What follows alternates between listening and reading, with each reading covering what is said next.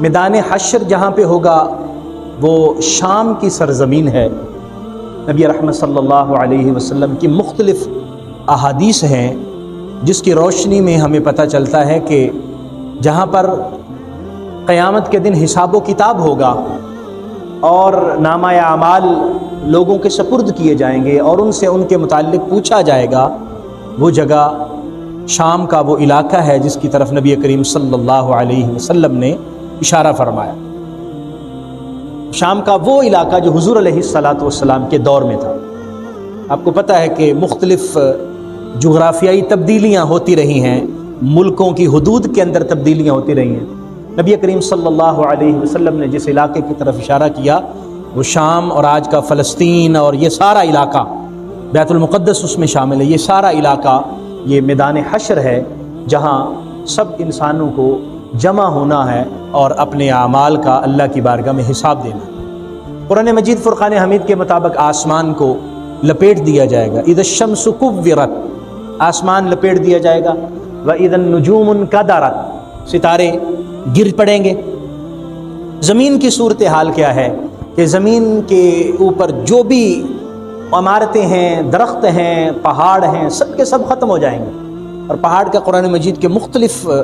الفاظ میں، مختلف آیات میں ہے، ریزہ ریزہ ہو جائیں گے، پہاڑ روئی کی طرح اڑنا شروع ہو جائیں گے، پہاڑ ریت کے بریک بریک ذروں کی طرح ختم ہو جائیں گے۔ مختلف احادیث اور مختلف قرآنی آیات کے مفہومی جو نتیجہ ہے اس سے ہمیں یہ پتہ چلتا ہے کہ پہاڑ بھی ختم ہو جائے اور زمین بالکل چٹیل میدان ہو جائے۔ اور پھر قرآن مجید فرقان حمید کے اندر بھی ہے، یوم تبدل الارض غیر الارض، یہ جو زمین ہے اس زمین کو تبدیل کر دیا جائے گا۔ اب یہ زمین تبدیل ہو کے کوئی اور زمین آئے گی یا یہی زمین رہے گی، اس کے متعلق مفسرین کرام واضح بات نہیں فرما سکتے، کیونکہ حضور سرور کائنات صلی اللہ علیہ وسلم کی جو حدیث ہے وہ بتاتی ہے کہ زمین یہ ایسے ہو جائے گی کہ جس طرح چاندی کی طرح کی سفید، اور اس میں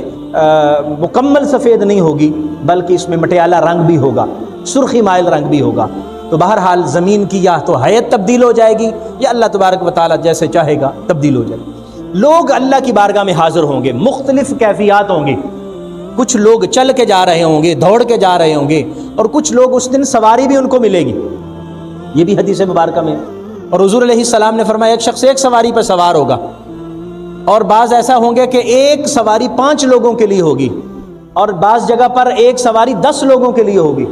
اللہ کی بارگاہ میں حاضر ہونے کے لیے، اور میدان کے اندر وہ دوڑے دوڑے جائیں گے۔ یہ مختلف روایات ہیں، ان کی روشنی میں ہم قیامت کے منظرنامہ کو سمجھنے کی کوشش کرتے ہیں۔ نبی رحمت صلی اللہ علیہ وآلہ وسلم کا ارشاد ہے۔ حضرت سہل رضی اللہ تعالی عنہ آپ روایت فرماتے ہیں، قال رسول اللہ صلی اللہ علیہ وسلم یحشر الناس یوم القیامہ علی ارض بیضاء،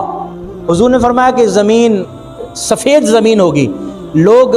جس پر لوگوں کا حشر ہوگا، لوگ جمع ہوں گے، اکٹھے ہوں گے میدان حشر میں، وہ زمین سفید ہوگی، عفرا، اور وہ سرخی مائل ہوگی، بالکل سفید بھی نہیں ہوگی، کقرصۃ النقی لیس فیہا علم لأحد، جس طرح آپ دیکھتے ہیں کہ ایک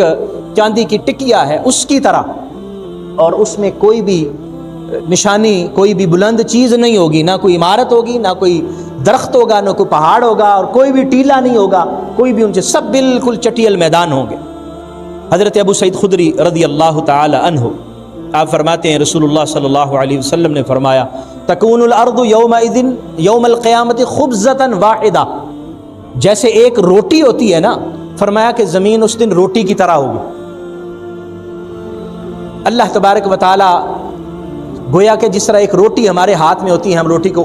الٹیں یا پلٹیں یا جیسے بھی کریں، فرمایا زمین اللہ تبارک و تعالی کے ہاتھ میں ایسے ایک روٹی کی طرح ہوگی۔